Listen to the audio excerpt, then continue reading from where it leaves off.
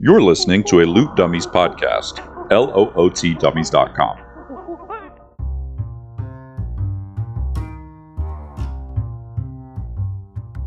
Welcome to Dungeons and Dragons and Dummies, a weekly podcast following a group of friends as they battle across a homebrewed world called Antiriath in Dungeons and Dragons 5th edition.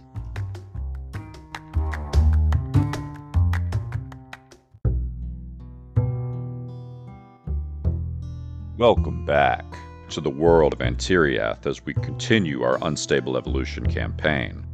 With Book 3, join your hosts, Yvatlia Barksinger, the accomplished elven artist, a druid from the Mahogany Heart Grove, played by Joey. Olindor the Undying, or Ollie, the hulking elf druid and the defender of nature, played by Seth. Ometrian Grassling, better known as Ohm, the traveling philosopher bard, the lizard folk, played by Taylor. And last but not least, the creator of our beautiful world, the man of many voices, and our dungeon master, Sam.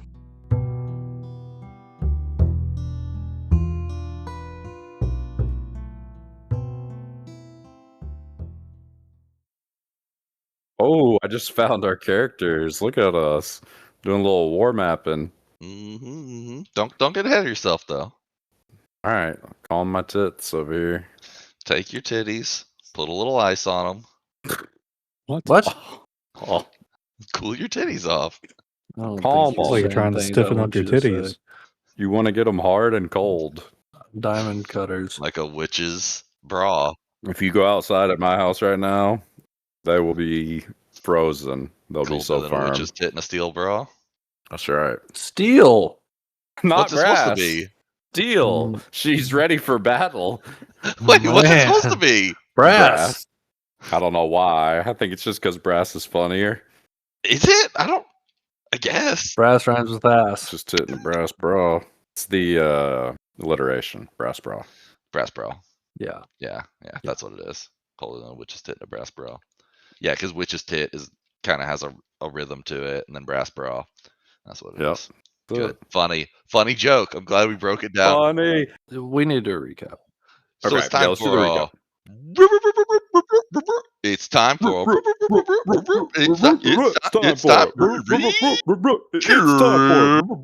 Cap. Fucking A. Okay. That might be the best one we've ever done. It's pretty incredible. So, He's dumbstruck. I hadn't even flipped back enough pages yet. Well, Okay. the recap call in only took 30 seconds. A lot of notes. Okay. We're going to go real fast because lots of pages. Oh, yeah. Previous session, 28th of Frost, at 7:30 p.m., the night of the ice moon. The party that is not a party yet has been summoned to a druid council north of Okerjest, west of Megzim, and east of the Eclarian Mountains. We are gathering with a significant number of druids, including the druid mother, an ancient bugbear who is rooted to a tree. A druid daughter who attends her begins to speak about the strange transformations affecting the natural world. Olindor speaks with authority, sharing his experience. Taylor introduces Ohm as he speaks on his experience, and Joey introduces Yvatlia and Kuviel, her companion. A decision is made to protect nature, and a massive booming crash sends the local relic sloths stampeding through everything, scattering the druids and leaving the mother vulnerable. Yvatlia gets a big fire attack in on the relic sloths, but everyone takes a bunch of damage. A chaotic battle ensues, and I'm tired, so I don't know what is happening, is what I wrote in my notes. Lots of spells. Kuviel goes down but not out. Yvatlia saves Kuviel and sends her away. There are so many sloths all over the place. Ohm, which is Taylor's character, does some scary knife magic, and some sloths are slain by Ollie, Olindor, my character, but the rest are chased away. Mother and daughter declare that we will be broken into 3 groups of 3, with Ollie, Ohm, and Yvatlia sent to investigate the absence of the druid that the players had met at the beginning of the first book. Mother instructs us to seek Tormund Greybeard for more info about the missing druid. Dorgol. The druid, right? The druid, yes. The one that y'all had just called the druid. Ollie remembers that he had been carrying around a prized possession of Ohm's, the Fucklucan, Oh God. the Fucklucan Bandor, and returns the Fucklucan Bandor to Ohm Amazing. at that time. We go into a massive flashback back to the Temple of Hussein. A massive pillar of light explodes out of the tower and is seen across the continent. People everywhere are more endangered than ever, and animals are struggling to survive as Revenge and Jeffrey pass on. And then I wrote Trying Not to Effing Cry, which Sam did an epic job orating this Passover, zoom in and out montage of what all was happening with the various people that we had previously encountered in books 1 and 2, but we ended riding up to the Confluence Guild Hall. Awesome stuff. Okay. And how many Excellent. days had passed from the end of book 2 to when we were meeting at the Grove? 1 day. 1 day. Oh, okay. Yeah, okay. so it was okay. the okay. day after the TPK. So y'all had been summoned to this several weeks before. So the druids had taken note and were gathering to discuss what to do about this. Okay. Cool. Yeah, so that was good. One thing that's not really important, mother and daughter are not bugbears, they are furbolgs, which is Yeah, I'm good with that. a big burly creature, but one Like a known bugbear, yeah. yeah, but one known to be very peaceful. So you guys come up to the Confluence Guild Hall. Have no trouble finding it once you get to Bilyatok. Everybody knows where it's at and directs you up there. We're gonna open onto a scene with the three of y'all standing around the table with Tormund Greybeard and Bushi Evermead. I don't know if you guys remember Tormund. You only ran into him once in your previous stuff, but he's the actual guild headmaster. Bushi is like the quartermaster that handles all the daily comings and goings and stuff, but the actual headmaster is Tormund Greybeard. We open on this scene of you guys talking, and he has just filled y'all in about everything the Confluence Guild Hall knows from the old party. Y'all sent a few speak scrolls here and there, so Bushi definitely had some information, and they had actually been doing their own research here to kind of support the party that was out in the field. And so he kind of catches you up on all of that. He tells you all about Dorgol and the experiences and how he came to meet his end and the change in attitude that he had. Also talks about Zaius and what the Confluence knows about Zaius and all that stuff. We pick up here, and Tormund continues. Says, "So, Zaius brings us back to this Sycamore fella. From all accounts, it appears this Zaius was not the architect of this sphere of evolution, as they are calling it, but rather its first victim. And as I'm sure people in your circle are quite aware, the transformations appear to be unstable. Therefore, we propose the next step should be finding this Sycamore and seeing if he knows any way to reverse these effects, or at the very least, stabilize them. Now, trouble is, the Sycamore seems to be a hard man to pin down. Apparently, he's inhabited perhaps half a dozen towers around Antiriath at one time or another. Fortunately, we do have a good lead. Supposedly, he rents an apartment in the capital of Svorni Reka. We have it on good information that the bill is paid promptly every month. So without much else to go on, that's where we recommend you head." And we believe the Sycamore to still be living? Well, these wizardy types, you never quite know exactly what their status is. In some sort of stasis or something he might be, but like I said, the fact that the bill gets paid every month makes me think that he's at least got somebody making payments, whether or not it's set up with a retainer or maybe it's him himself is actually living there. So Olendor kind of scratches his chin a little bit and goes, "Oh, I tuned out a little bit. Who is Sycamore?" Sycamore appears to be the old master of Zaius. We actually believe him to be the architect of the sphere, the one who actually manufactured the thing. Zaius just seemed to be using it. And how do you know that? We've been going through our research here and trying to track down the history on Zaius. We believe that he was actually transformed by the sphere from all accounts. And you think Sycamore made the sphere? That's our best theory.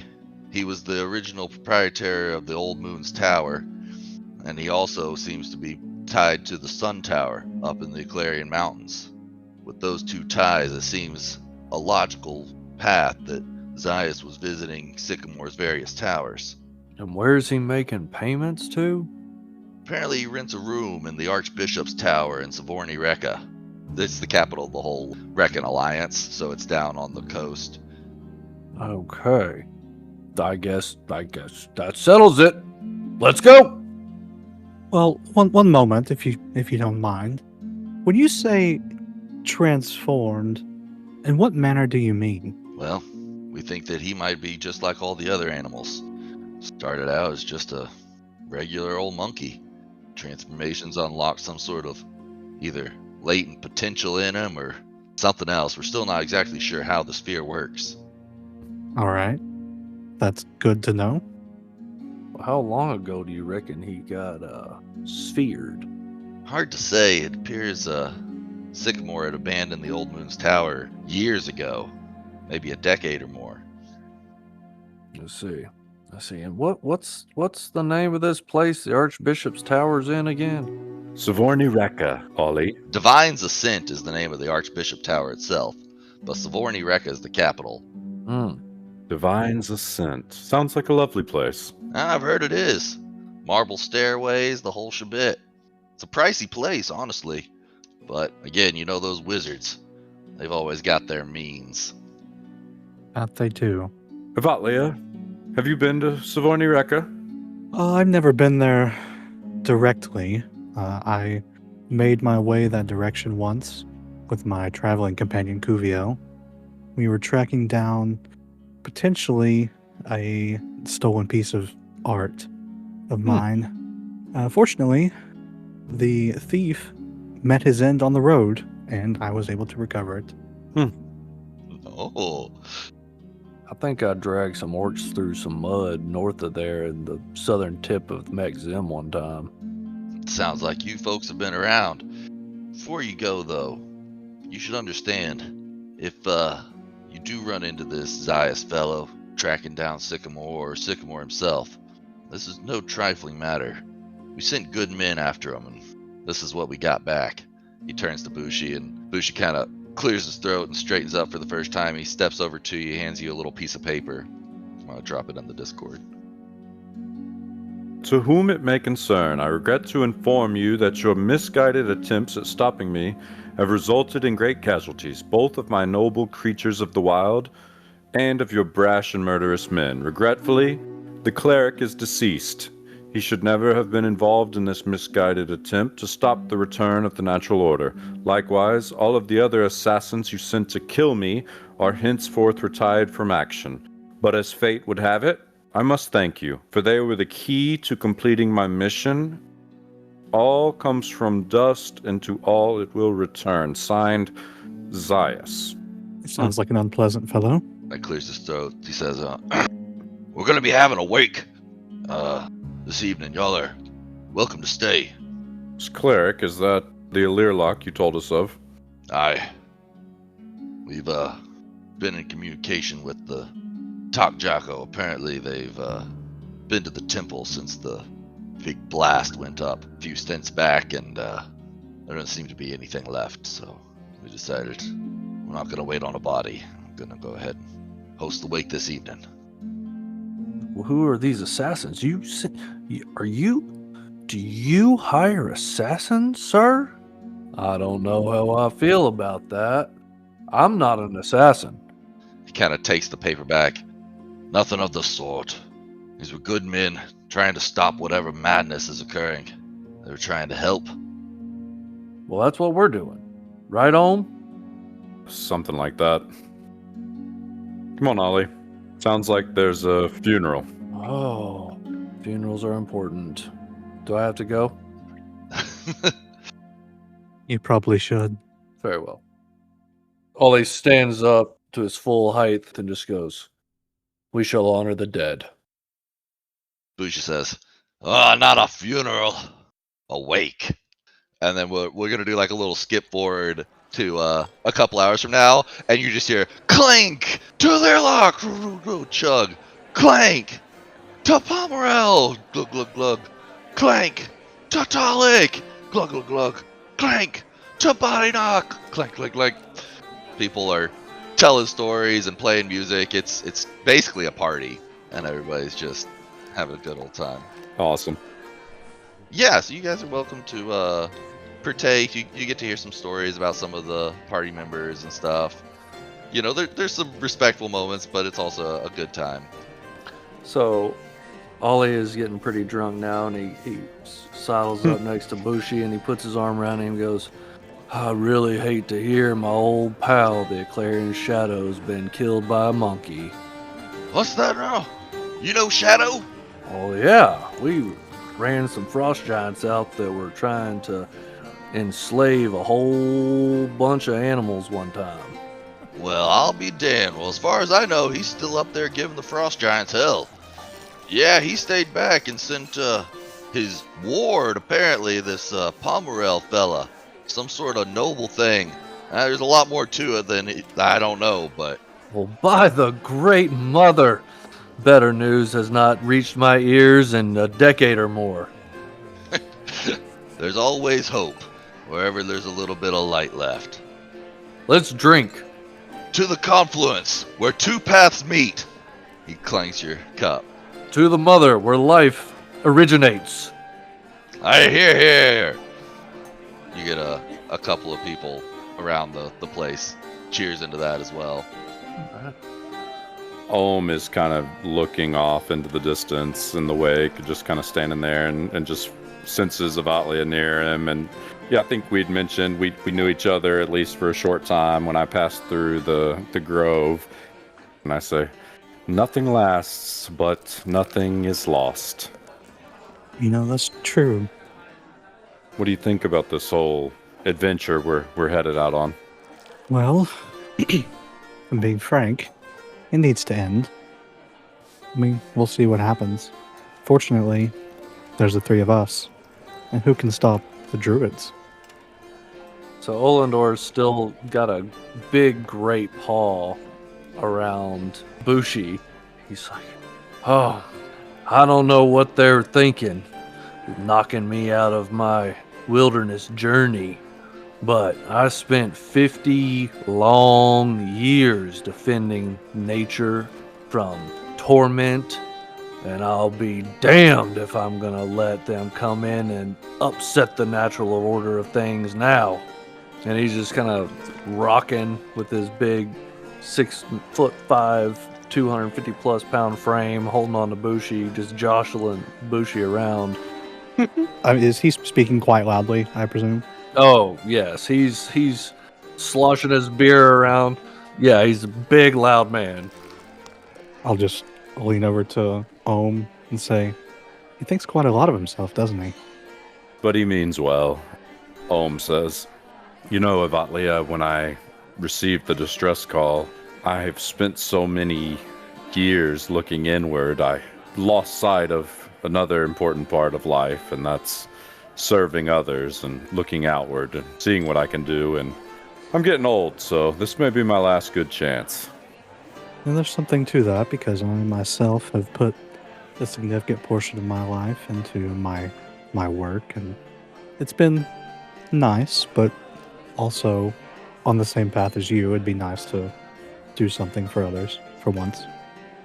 I've seen your art on my travels. It's great stuff. Good to see you again. Well, thank you. It's nice to see you as well again. I'll gesture over to Lee and be like, and that one, I think we're going to need his help. You're probably right. Look over at Ollie, just hammering beers. Just hammering him. About that time, Ollie grabs Bushi and he looks over across the room and he goes, Bushi, who's the big woman? She was one of the ones that cheers to Mother, and she kind of sees you looking at her, and she looks down for a little bit. Bushi says, oh, you got a good eye. That's Primula. Oh, yes, Primula. Did we meet her in the first book? Yeah. Did somebody like her in the first book? I don't know if anybody liked her in the first book. I think Talik liked her. Oh, maybe. She's the big furbolg. She got purple skin and a very kind disposition despite her very large stature. The mess hall is popping for this wake. Poppin'. Oh, it's popping. As Ohm looks over his shoulder, he sees this little halfling waiter with a tray with a 6-foot pyramid of sausages walking by, just barely balancing it in honor of old Body Knot Greenleaf. Of old body duck. Just got a tower. Oh man, yeah, there's just sausages everywhere, slinging them. Ollie stands up and he kicks back his cape off of his shoulders and he goes, "All right, who wants to arm wrestle?" Ohm speaks up to Avatli and goes, "That's my cue. I'm off to bed." You get a few takers, a couple people kind of sidle over. Oh yeah. We don't have to go through the whole thing. You're gonna roll for it, every one of them. Oh my I'll god. take on a big one. No, we Good got stuff. things to do. We gotta Yeah. get moving. All right. Let's do it. I'm glad we did Okay. that then. Yeah, that was fun. I like that. Yeah. Glad y'all slowed us down. Okay, so that came out totally wrong. Are you sure? Totally wrong. I am genuinely glad that y'all slowed it down and made us not miss something fun like that. So if you're looking at the Now, map, let me kill you. Now let's get to the death.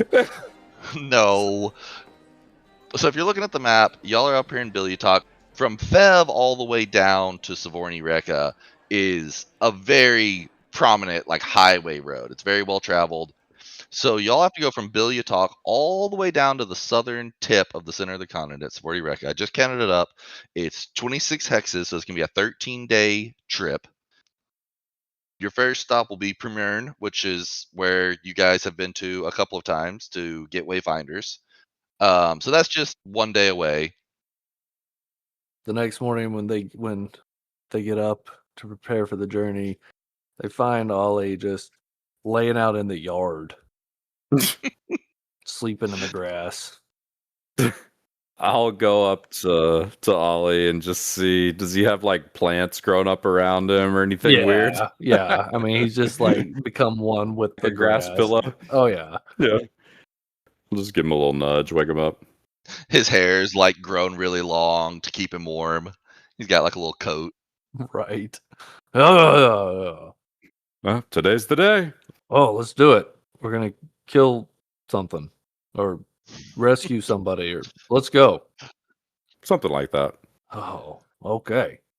All right. Any last questions for Bushi or Tormund or any specific like supplies y'all want to purchase or anything like that? I'm good. I don't think so. Ollie is completely oblivious to any type of etiquette or social expectation or Oh, we got it. decorum. Yeah. Oh no, you're doing great. Oh, no, yeah, we Yeah. got it. Yeah, yeah. Just making sure. Oh, no. Oh my god, that's I'm hilarious. fucking with you. Okay. So yeah, you guys start heading to the east. Y'all pass through Primern, a day's ride. So y'all get there. Kind of what's y'all's strategy? Like when you come to a town, are you gonna try to find an inn and rest there? Or are you just bushing it as much as possible? I think since we're all druid-esque, if not druids, I think we maybe go into town if we need supplies and then maybe set up on the edge of town or something. Does that sound reasonable to y'all? Sounds reasonable to me. Get a hot bath or something, and then go set up outside of town. I think we find a pretty place nearby in the wilderness, and yeah, I think we'd be more comfortable that way. All right, so you guys are making your way through. You pass through Primern, pass through a couple of other little towns. So y'all are starting this journey on the 44th of Frost. There's only 4 days left in the winter month of Frost. Before you know it, you've actually traveled those 4 days, and it is the 1st of Thaw. You actually come across a little shrine along your journey where there seem to be these totems set up with different animals on them. Totems with different animals. There's like a little raised dais area. It's almost reverent how it's set up. You've got like a little raised stone area and then these little old trees, 5 of them in kind of a loose arch. but they've been cut down or felled in some way to leave a stump, and that stump has been carved into the shape of a animal totem. Going from left to right, you've got a bear. The second one actually appears to be destroyed and knocked down, but you can tell that it used to be a wolf totem. The one is all torn up. You'll actually have to make a check to try to figure out what that one is. The fourth one is an eagle, and the fifth one is a boar. Hmm. If you guys would like, you can make a nature check to see if you know what any one of the totems might represent. Okay. I bet you we got some good nature. Oh, I thought I got that. 13. 13. Okay. 14. 13. 13. Okay, so you all pass. What would you like to know about, Taylor? Which one are you interested in? The boar. The boar? The boar represents abundance. I don't necessarily want to know like about one specifically, more like who would have constructed this dais. Okay, yeah. Looking at it, I'm going to need you to make me a investigation check to kind of look at these a little bit closer to maybe gain some insight on that. Okay. How about a 4? Yeah, you know that it is not like druid made, but based on your nature check, you know that this is something that was made by a larger group of society. It's clearly reverent to nature, but it was not a naturally formed thing. Okay. Seth Olendar had also succeeded his role. Would you like to know about a specific one or anything else? So Olendor, with his ignorance, is going to try to determine what the totem that's unidentifiable is. Can he investigate it a little bit? Yeah, you'll need to or- make an extra check. You do an investigation would be great. Oh yeah, great. Oh, I'm so good at this. It doesn't have to be super high. 17. Oh yeah, that's plenty. So yeah, you're looking at it, and not only do you determine that it was once a deer totem, you've seen marks like these before, and it almost looks like it's been gnawed, like a dog's chew toy, and it's been like gnawed down. The wood has something with some pretty big teeth. Oh my goodness. This was some kind of like holy thing or something, and some creature has chewed on it. Must be a big creature with big teeth. I wonder what it looks like. Yeah, since you didn't get to use your nature check, I'll tell you that when you determine that it's a deer, you know that deers represent peace. Ah, the great stag, the harbinger of peace, and someone has defiled it with their teeth. Do these look like druid totems to you all? Certainly looks like something. You think this place has something special about it? Can I do a religion check and try to determine if it is druid-like? Sure, yeah.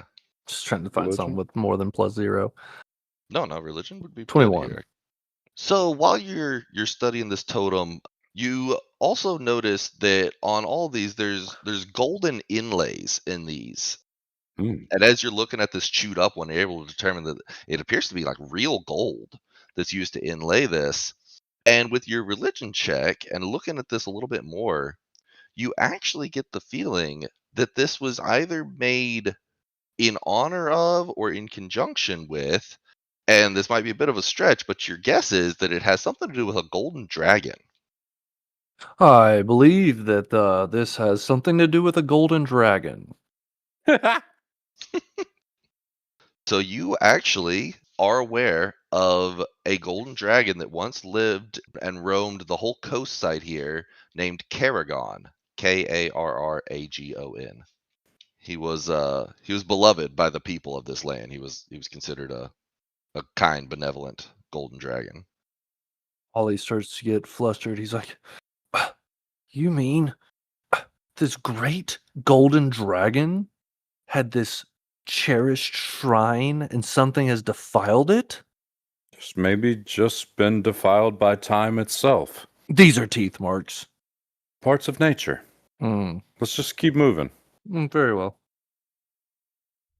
As you turn to leave, the last rays of sun get blotted out a little bit prematurely as a large cloud moves in between you and the rest of the sky, and almost without warning, it begins to rain, and the whole area becomes dark, and you get this uneasy feeling. The hairs on the back of your neck stand up, and then you hear a growl, a low rumble coming from all around you, and you spot eyes in the woods as we need to roll initiative. Oh shit. Let's fucking go. Initiative. Roll for initiative. My god, I get to roll for initiative with advantage, and I got a 7. 22. 20. Dirty 20. Okay, hold on a second. I'm having trouble here. And then we're gonna do 2, dirty 20. Oh, 7. Oh, that's rough, buddy. Mm-hmm. Okay. Yeah, so out of the woods come these huge, I mean, like 5 feet to the withers wolves, and they've got this eerie motion as they walk, as if their whole body is made out of stiff wooden joints, and they're covered in vines and branches and leaves, and they begin to snarl and pounce out of the woods at you. Avalia, you were going to be first. I want to ruin everyone's life, including my own. What? And I want to cast. I want to cast Fireball. Oh, hell yeah. That's always the best. Right. And we're gonna do it at 6th level Wow. because Okay. why not? So I want to cast it to where I hit both of these. Okay. Yeah. What do they And- need to do? To They Dex? need to make a Dex 17 save Okay, so or take half damage. this one fails, this one succeeds. Okay. 6th level Fireball Sweet Jesus. coming at him. 38 points of damage. Okay. And then the other guy takes half of that. What is half of that? I cannot do that math in my head. 15 plus 4, 19. Okay. Okay. Dang. So yeah, poof, this thing explodes on them and singes some of their bark and leaves the tips smoldering. Love when the tip smolders. Hey, yo. Oh, I baby. got a smoldering tip for you. And then as a bonus action, nope, I'm done. I'm just gonna stay where I am. Okay. Yeah, Omen, it's your turn. So she just blasted the 2 in front of you. You've got 2 more kind of off to your flanks, off to either side. Describe the kind of grouping that they're in. Are they fully surrounding us, or they're kind of like a U Pretty shape in much. front of us? Yeah, the only retreat you had would be like straight back to the road behind you, but there's 2 on your flanks, almost behind you, and then the 2 in front of you. Man. All right, what I'm going to do is I'm going to reach down onto my belt and grab my pan flute and raise it up to my lips. Well, I don't really have lips because I'm a lizard. I raise it up to my mouth, and I'm going to give a little whistle into the pan flute. And behind the 3 wolves in front of me, the wood start to shake and rattle, and you see the eyes and snout of a draconic spirit come crawling out of the woods behind the 3 wolves. And I'm going to summon a freaking dragon. What the hell? It is going to look like a gold dragon because of the woods that we're in. I love it. Okay. The language of the spell is you call forth a dragon spirit. It manifests in an unoccupied space that you can see. Uses the draconic spirit stat block. It disappears, yada yada, when it hits 0. It's an ally to you and your allies in combat. It shares my initiative, and it takes its turn immediately after yours. It obeys your verbal commands, blah, blah, blah. So I'm going to make it a gold dragon. Okay. Is that where you want it? I gave you permission of it. Yeah, like kind of like right in front of me, but behind them. Perfect. Oh, that's sick. Yeah, okay. Yeah, that's brand new. I've never seen that dragon in Tellspy before. That's my action, so I'll just end my turn. This thing, I think, gets to go right after me. Okay. Okay. Yeah, I'm gonna add it so we don't forget. Add it to initiative. Okay. That's very cool. Yeah, it can do a breath weapon and a multi-attack, but the breath weapon I think would hit us. So I'm gonna take a couple multi-attacks. Wow. Okay, so it's a 5th level spell. So it takes 2 attacks, 2 Two physical attacks, okay. attacks. So it's gonna make 2 little bites at the 2 wolves closest to it. Okay, he wanted to hit both of them. All right. So the first bite is 24 to hit, and I'm That'll just do definitely both hit. of them. Second bite is a 24 to hit. Okay. So that'll First be 1d6 plus 9 on these bite attacks. First one, ooh, max. So that's 15 Very piercing good. damage. And then the second one is minimum. So that's 10 piercing damage. Okay. Good As turn. this good golden turn. dragon spirit bites into these wolves, and I'll end my turn. Okay. This one is actually going to like take a sidestep away from your dragon, so he's going to get an attack of opportunity. Okay. It's going to be nat 20. Ooh. Oh man, he's actually kind of hurt. Might not should have done that. Hell yeah. That'll be 18 damage on the nat 20. Oh man. Oh my gosh. Okay, he's actually still alive. Every time he hit these guys, bam, bam, big puffs were splashing off of this thing just in their immediate vicinity. So, okay, so he runs away over here. And he gets about 15 feet from Ohm. And all of a sudden, a branch lashes out of his shoulder and comes flying at Ohm and tries to smack into him. Oh my gosh. Terrible roll. This guy's having a rough day. That's like a 10 total to hit. That is actually his whole turn. Alright, so then it's this other one's turn. It's going to jump up on these stones. It also wants to get away from the dragon, so it's going to run over here. And it is going to try to do the same thing to Olendar. Oh, much better. Okay, yeah, that is a 24 to hit. So it smacks Olendar. He's going to He take... has a disadvantage to hit me while I'm in my elf form. for my What? cloak What of is that all displacement. about? Oh, cloak of displacement. Okay, let's see. That's gonna be a lot closer. 17? That's a miss. Oh, that's got to be close, right? What is your AC? 18. Oh, well, good try, Wolfie boy. All right. There is one left though that has not taken his turn. These guys have a lot of movement, so don't worry about how far they're moving. He's gonna try to whip at Ivatlia. 14 hit Ivatlia. 15, sir. Ah, All man. right. All right, Olendor, your turn. Okay. Olendor, as he reaches up his spear and waves it around, he takes control of the storm itself, Oh, buddy. casting 5th level Call Lightning. He Oh, takes buddy. control of the storm cloud, which will give additional damage. He is going to drop it on the yellow wolf. Okay. It's 10 feet tall and 60-foot radius. So he's gonna, What? yeah. So it's gonna be like, Okay. So we'll just say it's above this battlefield. I don't think we even need to draw it. so then he whips his spear and points it at the wolf with the yellow pedestal, and it will take 6d10. It will have to make a save, a dexterity saving throw.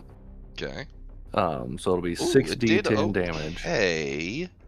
15. It doesn't have very high That's a dex, fail. actually. Dex, the save is 17. Ugh. Thought he was doing good, but he only has a +1 dex. Oh, so that'll be 45 lightning damage. Oh my gosh, this guy's all but dead as the lightning bolt just crashes Oh my out onto gosh. him. It's like straight up Storm from X-Men. Yeah, I love it. I love it so much.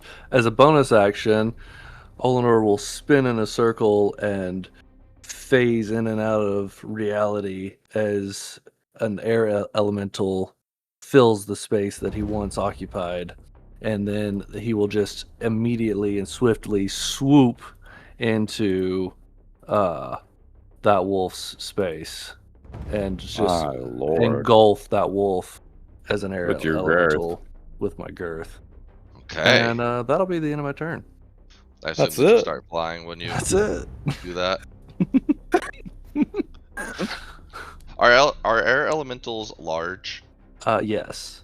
Yeah, all my elementals Chickens have large, are large. talons. Do chickens have large talons? That, jeez. Talk about dating us. Okay, this other one comes running out of the woods here, and it is going to try to do the same. Lash out at Ohm this time. My God, it rolled another 2 against you. All right, back to Avatlia. You guys are getting saved by the dice right now. I reach out and pat it on the head. It tries to bite your fingers off. Okay. I'm going to do a fireball Oh, shit. Okay. at 5th level, Mm-hmm. and we'll do it to get both of these people right here, All right. and not get Ohm specifically, Yes, or not get the dais. I'm not trying to be a douche. I get you. I also would not like to heal the enemy. Look, that part is a Uh, Pathfinder Callback. thing. That's because in Pathfinder you do have to have special abilities to not heal the enemy. Yeah, so fireball, 5th level. We're going to cast it over there. It's going to be a dex save of 17 for red and purple over there. Dex save of 17. They both fail. Okay. 32 points of fire damage. So the red one was pretty lit already. So it just burns to cinders and ash and collapses to the ground. Perfect. The other one is hurt, but not dead. And yep, that's it. That's my turn. All right, Ohm, what you got? I'm going to look to the closest wolf and just flick my wrist and cast a Starry Wisp cantrip. Ooh, what a delightful sounding cantrip. I know nothing of this. Nat fucking 20. Two in a Oh row. my God. These are lucky characters so 68 far. for a cantrip. 68. What is Starry Wisp? Oh my It's God. normally 3d8, but it is a mote of light that I launch towards a creature within range. It's a evocation cantrip. Okay. Radiant damage. It's radiant damage, but it also, that creature emits a dim light in a 10-foot radius Oh, for the next fun. turn. So it does 30 radiant damage to that nearest Okay. wolf. Yeah, you absolutely smack him upside the head with this thing. And he lets out a big yelp, but he's still up, barely. Okay. And then my golden draconic Yeah, do you have spirit, to take a turn? it takes a turn immediately after me. But you don't have to use an action? Nope. Is it concentration? Let's see. Concentration up to an hour. Okay. So that's the Shares my counterplay. initiative and takes its turn. No action required by you, so it just does its own thing after the After summoning. the initial turn to summon it. It is going to launch a breath weapon. Yeah, let me just slide over to its right here and then hit these two. Okay. Olindor is inside of that one though, as a tornado. Oh, it's fine. I'm up in there. You're in it's there? all good. Yeah. He it's- is an All elemental. right. All right, he's going to do it anyways. It's a little Okay. reckless. Sure. They need to make a saving throw for the breath attack, and Ooh, they rolled really well. I think they'll succeed. it's a dex saving throw. It's equal to your spell save DC. But they got an 18 and a 20. So I think they're And good. Olindor got an 18. Okay, so everybody takes half, but it's only 2d6, so. Well, that's actually going to be enough because the one that Olindor is inside of had 1 HP. Let's go. So I don't know what a golden dragon's breath is like. Is it fire? It's fire, but I assume it's more of like a radiant fire. Yeah, and he's like this ethereal kind of, so it's like a, Yeah, it's almost like a spirit blast. yeah. And Cool. that's all he'll do. Okay. All right. So this one is down. The next one is down, so we'll move down to this one. And then this one is going to rush into you guys and get all the way up on you. And then it is going to use a bonus action to shake and spray spores off of it, and I need you both to make a con saving throw. Ohm and Evatlia. 6. Okay. 24 for Ohm. Okay, so obviously Rolling Evatlia rocks. fails and Ohm succeeds. I am rolling rocks. So Evatlia, you are poisoned. As have these immunity to poison? spores. Do you really? I really do. You Holy son of a shit. biscuit. My God. We're Okay. so strong. So you can't see, but Olendor is chuckling at the prowess of his companions as another massive lightning bolt crashes Oh yeah, down. you still got the lightning. Oh yeah, crashes down on the wolf next to Evatlia. So Okay. that will be. Oh my God, I rolled a natural 1, so it's taking all Okay. this. So it's gonna. Oh, point of order. Oh. It said poisoned, and I said that, and then I clicked on it, and it gave me more detail. Okay. TLDR, not currently immune to poison. Currently. So I am poisoned. Okay, there are Yeah. times when you're immune to poison. Correct. Oh. Shoot, I didn't actually finish his turn. That's just his bonus action. Yeah, he also could bite you. He makes 2 bite attacks at Evatlia. One of them's terrible. The other one is an 18 to hit? That hits. Okay. Oh my God. Pathetic damage roll. 8 damage. Hey, that's something. Hey, at least they drew blood. My God. They're getting whooped. All right, what you got, Olendor, after you lightning struck this guy for 27 damage? Yeah. So Olendor is just going to swoop over all up in this wolf's space. Nope.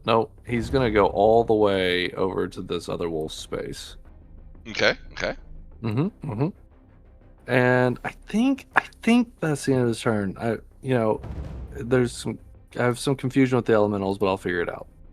Yeah, and things are going to get really weird here. So you're an elemental. You're an air elemental. Yeah. You're made of air. Yeah. So this guy sprays out some spores. You're immune. Like there's no way in my mind that an air elemental can breathe in spores and be affected by them via a constitution save. I'm immune to poison, exhaustion, grappled, paralyzed, petrified, poison, prone, restrained, and unconscious. Well, okay then. What's your favorite Never mind. morph? Yeah, it's great. How are you immune to unconscious? That one doesn't even make sense. But the purple one's powder is sleep powder, so it is relevant in this scenario. Well, I'm also an elf, and I'm immune to being put to sleep, so. Oh man, that would have been great. So he is just going to try to. Now these guys are lit. They're gonna run. They're gonna run away. You may take an attack of opportunity if you'd like, but he is going to run away from you. Olendor will Tail not. tucked into the woods. Okay, are y'all gonna attack the other one? Nope. Ohm will not attack unless provoked by these guys. Joey. They bit me. All right. Well, No. it's your turn next. You're next to this other one. I would like to now cast Blight at 5th level on the remaining wolf. What does that Dear do? God. Creature that you can see within range makes a con saving throw, takes 8d8 necrotic damage on a failed save or half as much on a successful. He A got a plant natural creature 1. automatically fails the save. So, This guy's a plant creature, and he rolled a nat 1. He definitely failed. well, that's beautiful. So I guess it just withers away, and Wait, what happens? What? It just kills it if it's a plant creature? it says a plant creature automatically fails the save. And what happens on a failed Oh. save? It takes 8d8 necrotic damage. You said it was low, right? Yeah, it's pretty low. The other one was lower, but yeah, it's gonna die at 8d8. It's actually 9d8. You touch it, and just this blackness goes across it, like a video game corpse removal. It just disintegrates out into black dust and blows away on the wind. That's perfect. That's exactly what I pictured. I didn't know how to say it. Okay, and combat has ended. We are a brutal force of nature. Yeah. This golden dragon spirit actually kind of flies over and flies into the totem on the ground and like disappears into it. What? the one that had been knocked over. Hell yeah. Interesting. I'll go over towards it, and can I do some sort of investigation of some kind? Yeah, so you go to pick this thing up, and it is a wolf totem. It's been broken free from the top of its base, and it has these glowing golden gems for eyes, like a cut gem, and they are glowing gold. Interesting. Yeah, so I actually forgot to make a D&D Beyond thing for this item, but it's called Kerrigan's Promise, and you can go ahead and like make a note, and I'll make a D&D Beyond for it. Very cool. I'll stash that away in my bag of holding. As Ollie whirlwinds back into himself, he takes a deep breath. Oh, I can't breathe when I'm in that thing. Careful, Ollie. Oh, very well. And Ollie goes and lays down on these mushrooms by this log. Time to take a nap, huh? Yeah, pretty much all the time. Almost as quickly as it came, the storm seems to dissipate. You're left with the dull orange glow of sunset. To my companions and say, strange things are happening in nature. Definitely some truth to that. Those creatures were entirely made of plants. They resembled wolves. Part of this larger curse that's befallen our land. Indeed. I'll head over and lay down for a little resty rest. Yeah, we'll pick that up there next time. Y'all can make your way on to Savorni Rekka. I have an important question for you guys. Important question. What do you call a fish with two knees? A toonie fish. That's Good. makes me Good. so mad. It's not even. I love it. That was so good. because- A two No, it's not fish. good because that's not a real fish. It's tuna. Oh my god. But it's cute. It's a cute pun.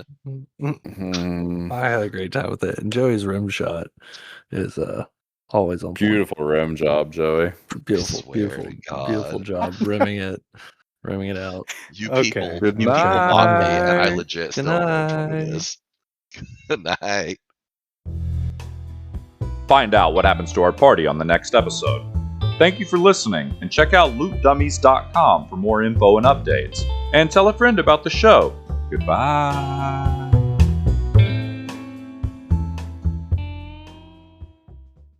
Sam, I looked up the leather sleeves bit. It and wasn't watched hilarious. Did it crack you up? Yeah, tell them. Okay. So Dimitri Martin has a bit. He says, "So I was at a party the other day, and I saw a guy in a leather jacket, and I thought, damn, that is cool. Then I saw another guy in a leather vest. I thought, damn, that is not cool.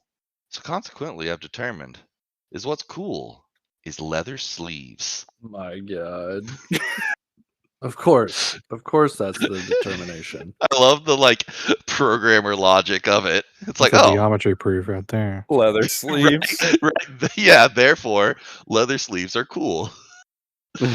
And you can just visualize some guy. Actually, is that one of the ones where he has his little like noteboard? So he like draws just sleeves on a stick figure. There's actually no drawing. The only drawing is he says, I'm at a party, and he's got a picture of a hand holding a beer, and he puts his hand behind the board, and it looks like it's his hand holding the beer. It's pretty good. Yeah, he's great. If we have any listeners, under the age of 87, they might not know who Dimitri Martin is. Oh my god. It must be 87. that was way It back. must be 88. But go look him up. Good comedian. 05, 06, 07. Not that old. Yeah. Did you say 05 or 06? Yeah. Let's not talk about it. How old were you then? You were old. You were already grown right then. You were close. You were growing. I was not. You hadn't graduated high school yet, right? I didn't graduate middle school. What? I didn't realize you were that Wait, much younger than what? us. I'm about to turn 32 in 3 days. Yeah, that's a lot younger. Yeah. I just want y'all to know that we're 4 months away. We're 4 months away from my 20th high school reunion year. Whoa. Here's the thing, though. Social media killed the high school reunion because you Oh, yeah. already You can see keep up with everybody that you people. care about, and everybody else, you really, I mean, It's all you want to know is like, are they alive? And you can I check that on don't- social media. I don't want to know any of those things. yeah, I fair. really, yeah, I don't either. I don't really care. don't care.